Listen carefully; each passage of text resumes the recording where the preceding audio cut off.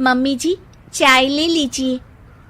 अरे कलमुही, तेरे हाथों से तो चाय पीते हुए भी डर लगता है, कहीं इससे तेरा रंग मुझ पर ना चढ़ जाए।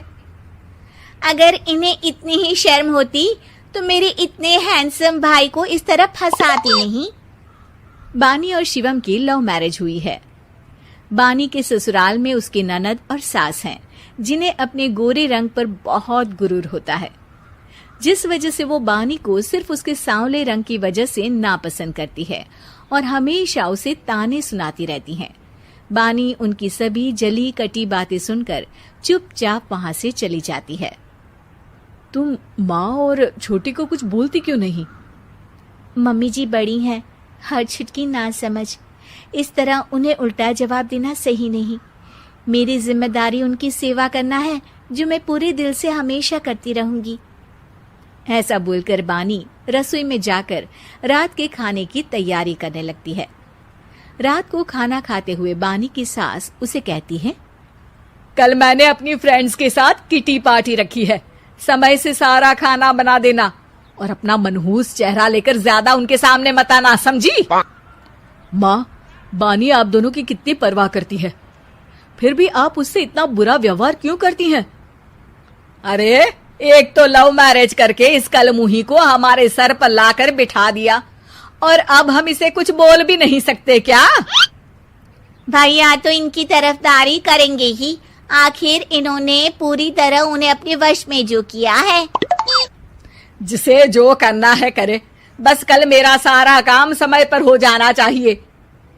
इस पर सब खाना खाकर सोने चले जाते हैं और अगले दिन बानी जल्दी उठकर सास की किटी पार्टी के लिए तैयारियां शुरू कर देती है, जिस पर पार्टी शुरू होने के बाद सास की सहेलियां कहती हैं, अरे वाह री, तेरी बहू ने तो बड़े स्वादिष्ट समोसे बनाए हैं।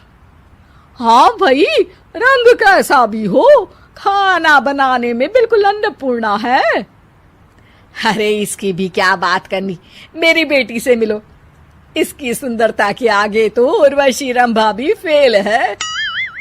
उर्वशी रंभा को तो फेल कर देगी, पर क्या अन्नपूर्णा बन पाएगी? अरे इसे काम करने की क्या जरूरत, उसके लिए बानी है तो, और मैं तो इसकी शादी भी किसी नौकर चाकर वाले घर में ही करूंगी। बानी वापस रसोई में चली जाती है और किटी पार्टी चलती रहती है। उसी रात को बानी की सास गुस्से में चिल्लाते हुए अपने कमरे से बाहर निकल कर आती है। हाय रे, चोरी हो गई मेरे पैसे, पक्का पक्का इस कलमुही की वजह से हुआ है ये सब। अरे क्या हुआ माँ, कौन सा आसमान टूट गया? अरे आसमान तो उसी दिन टूट गया था जब तू इस कलमुही से शादी करके इसे घर में ले आया था। खुद तो आई ही, अपने साथ साथ मनहूसियत का काला साया भी मेरे घर ले आई। अरे हुआ क्या माँ? अरे मेरी तिजोरी में रखे पैसे कहीं गायब हो गए, सुबह ही देखा, अरे यहीं रखे थे। क्या आप मुझ पर चोरी का इल्जाम लगा रही हैं? अरे काली बिल्ली पर भी क्या कोई मनहूसियत का इल्जाम लगाता है? ऐसा बोलकर बानी की सास वहां से चली जाती है, जिसके बाद शिवम और बानी बात करने लगते हैं। देखो, मम्मी की बात का बुरा मत मानना, वो बस परेशान है ना, इसलिए कुछ भी बोल गई। वो परेशान नहीं, मुझसे नफरत की वजह से ऐसा बोलकर गई हैं। उन्हें मैं हमेशा एक आंख नहीं सुहाती। देखो बानी, अगर तुम चाहो तो हम दूसरा घर लेकर वहां शिफ्ट कर सकते हैं।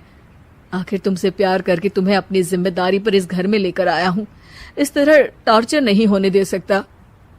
अगर आप साथ हैं तो मुझे किसी चीज की टेंशन नहीं, और आखिर वो हमारी बुजुर्ग हैं, हम उन्हें और छुटकी को इस तरह अकेले छोड़कर कैसे जा सकते हैं? इसके बाद बानी भी अपने कमरे में चली जाती है और अब हर रोज उसकी सास की तिजोरी से पैसे गायब होने लगते हैं। इसी तरह कुछ समय बीत जाता है और वो हर बार हर चीज का इल्जाम बानी पर लगाती है, पर बानी कभी कुछ भी नहीं बोलती। कलमुही नास पीटी, बहू को घर की लक्ष्मी बोलते हैं, ये तो पनौती बनकर आई है, पनौती।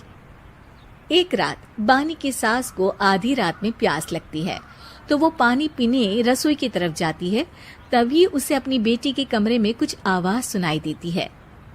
हाँ हाँ, मैंने मम्मी की तिजोरी से हर रोज थोड़े थोड़े पैसे निकाल कर हम दोनों के लायक खूब पैसे इकट्ठे कर लिए हैं।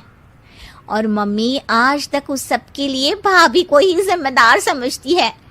तुम बस जल्दी से आकर मुझे यहाँ से ले जाओ और हम कहीं दूर जाकर शादी कर लेंगे। मम्मी को कुछ पता नहीं चलेगा, सब मुसीबत खत्म।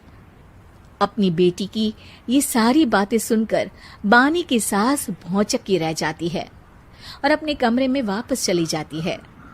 जब अगली सुबह बानी सास के कमरे में आती है, मम्मी जी, क्या बात है, आज आप कमरे से बाहर ही नहीं आई? आपकी तबीयत तो ठीक है ना?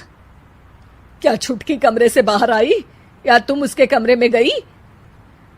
नहीं नहीं, क्यों, जाना है क्या? मैं अभी चली जाती हूँ। नहीं, कोई कहीं नहीं जाएगा। इस पर वो बानी को साथ लेकर कमरे से बाहर आती है, जहाँ शिवम भी होता है। वहां उसकी सास बोलती है, छुटकी मेरी तिजोरी के सारे पैसे लेकर अपनी माँ के बारे में कोई ख्याल करे बिना किसी लड़के के साथ घर छोड़कर चली गई। और बहू, तुमने मुझ जैसी सास की सेवा करने के लिए अपने ही पति के साथ दूसरे घर जाने से मना कर दिया। मैंने हमेशा तुम्हारा रंग देखा अच्छा ही नहीं, जो मेरी सबसे बड़ी गलती है। मुझे माफ कर दे बेटा। और इसके बाद बानी की सास कभी अपनी बहू की तारीफ करते थकी नहीं।